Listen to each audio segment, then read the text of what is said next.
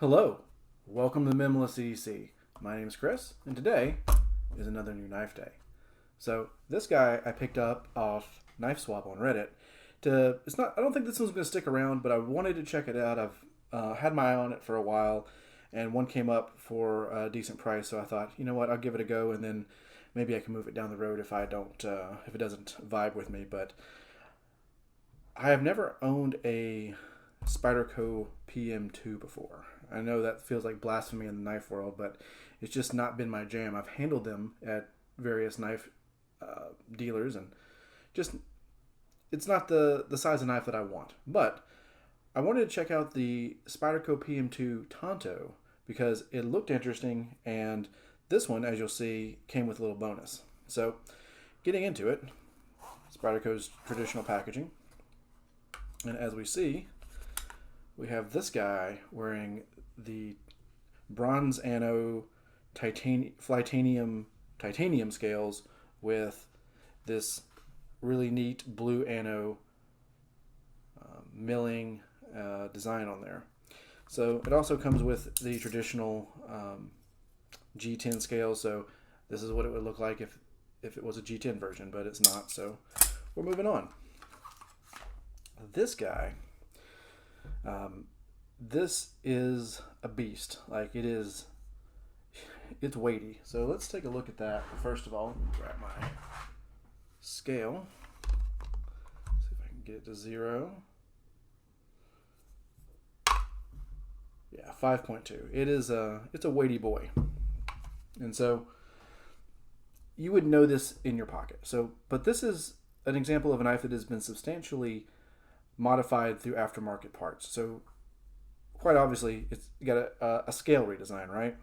But also, we have the Lynch Northwest clip.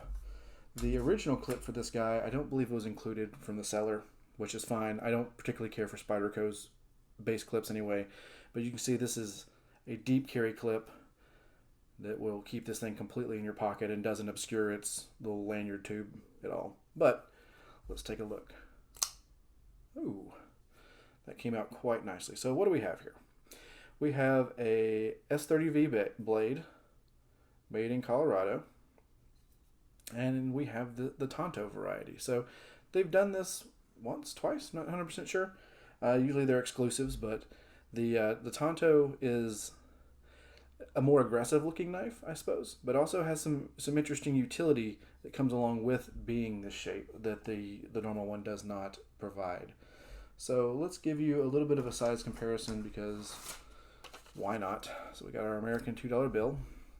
We got this thick boy, the PM2. Let's throw out a PM3, Para 3, and why not an Elementum? So I know if you watch other people's EDC content and knife content, like usually the Para 2, Para 3 are the comparison knives, right? Like so you should have a good idea of what you're dealing with in these things in the hand. And so I'm not going to spend a whole lot of time on that. The Para 3, Para 2 are standard candles in this community. So we have the compression lock, which on the back is the allows you to like flick it out, close it with one hand. We got the Spidey flick, of course. We have the thumb hole, which this one's lubed up. It feels pretty good. I don't think I will probably do a takedown and disassembly for the channel, but I don't think it needs it. It's pretty well maintained at this point. So what I like about this design, I really enjoy Warncliffs. I enjoy straight edges on my knives for the tasks that I do. So I really appreciate with this one that we don't have a whole lot of belly here. We just have just a straight razor blade of a knife on the flat of it. And then they've done an excellent job with the compound grinds here. So let me see if I can get that to focus. Oh, there we go. The compound grinds where we actually see the Tanto portion of it comes down to a point right here, and then we have the actual point of the knife, but you have an ancillary point that's right here that's really good for certain tasks, like if you were to need to do a box cutting where you're pushing into it and pulling, this point will this point down here will do a good job where you don't have to get the whole knife blade vertical to get access to this point. So that is a nice option for you. Another thing I like about this is the PM2 has always been good for multiple grips. So you have the standard grip right here, but you also have this really nice spot right here to choke up. They've done a really good job with that, where you're going to have some flexibility with how you hold this knife. And the way it is designed is very conscious of the user. And that's it sounds very generic, but it's a very conscious and deliberate compliment for this knife. It knows what its user needs and is providing that. So being able to choke up on this, put your hand up here, you're going to be able to really get into whatever you need to push through. Also, with having this choil right here with the jimping that's on the underside of the choil, it'll hold your middle finger as if you need to do something like this where you need to control the blade a little bit more closely, and be using this secondary tip by using your index finger to guide it. So the ergonomics on these things are great. I've never been one to think that these are pretty knives. The PM2 Pair 3, they are what they are. They are amazing users, but they're not winning any beauty contests, at least in my eyes. So moving on to aesthetics of the knife, since we're talking about beauty, you have the Spidey hole. You either love it or you hate it. I am kind of medium on it. I prefer thumb studs, but Spidey hole is fine. Spyder logo, you have the name of the company and the blade material. I don't mind that so much. I much prefer a sterile blade. I much prefer a blade that doesn't have all this writing on it, but that's not my problem. When we get to the back, we also have the where it's made, Golden, Colorado, USA, Earth. And this is something I've never cared for with Spydercos. And I'm going to see if I can, we'll get the light to shine on it, is the markers right here. This thing and this thing. And I understand they are like the original Spyderco founders' initials and signature, but quite honestly, if you didn't know that, it just looks like someone scribbled on your knife. And personally, I could do without it. I understand Spyderco is a legend in the knife community. They are a stalwart brand, been here since the beginning, but I don't need scribbles on my knives, and that's what these are. I think they're hideous. So that's just my personal opinion and take on it. So what you get out of the box, if you were to buy this brand new, you're going to get these G10 scales. So you're going to end up with a knife that looks something like this. And these are grippy. They're not bad. There's nothing wrong with them. You're also going to get the Spyderco clip, which I don't particularly care for because it's not deep carry enough for me. But what you get with this upgrade, and what kind of enticed me about it, is these are from Flytanium. I think they're a limited edition at some point. But you have full titanium slabs on the knife that have the cutouts for the liners. Let's see if we can get in there. It's not kind of focused. Maybe. Okay. So you'll see that you do have some hollowing out for the liners, like right there. But for the most part, they're just slabs of titanium, and they're chunky, like as you saw earlier in the video. That being said, they look good. You have a bronze ano on them, so they have this like stone wash finish with anodization on it that gives it kind of a used bronze look. But the really interesting interest point is these lines right here that have milled into it. They're exceptionally well done. There's not a hint of sharpness on them, but they are crisp. And then they've anodized the grooves to be a beautiful blue color. I'm hoping that's coming through on camera, but it's in person it pops. So it's just this really beautiful azure blue color. But yeah, like I don't see myself carrying this very often, and it'll probably be leaving my possession after not too much longer, just because I wanted to check it out. I wanted to do a quick review on it. I probably won't be doing a long-term review on it because, quite honestly, this doesn't fit my normal carry aesthetic, and I don't want to carry this monster in my pocket.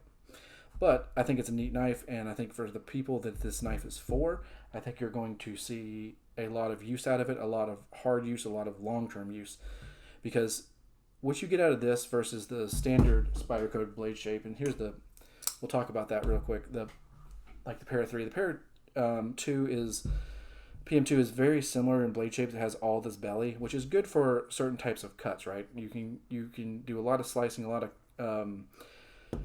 of work with a knife that has a belly like that. But this one, with a straight edge, it's very good for. It's gonna be great for like taking down boxes, cutting straps, doing things that just need an interface between the blade and the substrate. So you can just push and push and push and get through whatever you need to. But also having this availability for yourself, where, let's see, like I'll grab a piece of cardboard here. If you had a task where you need to do some scraping tasks, like let's say that there was some stickers or tape or something on here that you wanted to scrape off, getting there with this could be done, but like the contact between your substrate and your blade is going to be limited by where your contact point is, right? So like if you put this down, like the contact point is really at the head of the belly, and you're getting secondary contacts around the belly as it curves, whereas this, if I had a sticker or something needed to scrape, I get all this contact, and I could push through it, and yeah, it'll just cut into whatever you need to. I don't want to destroy this box because I'm going to use it later, but it's very good for that, and also just keeping complete control and contact with the surface as you were moving along it with a straight edge. It's a different type of knife in a different use case. So when and that's the biggest thing. If you're picking a knife for a job and not just general purpose, and you have a job that requires that type of blade interface and keeping maximum amount of blade on the target as possible, this is the one I would go for versus the other one. If you need just a general purpose blade, the out of the box PM2 is probably where I would go.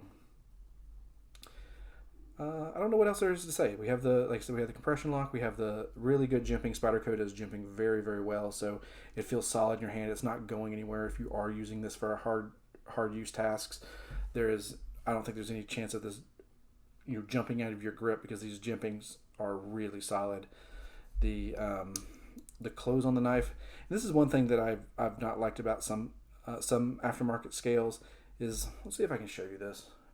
So you see how the metal right here that forms the choil, the finger choil, there is next to no discernible difference between the where the scale is and where that comes down to.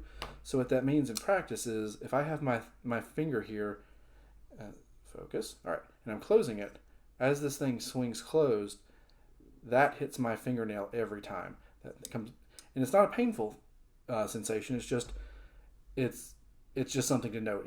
It does contact with my hand, and it's not dangerous. It's not painful. It's just annoying. So like every time I close this, I just get bumped in the fingernail with this thing, where I don't get that with the Para 3. Let's see if we can see inside this guy.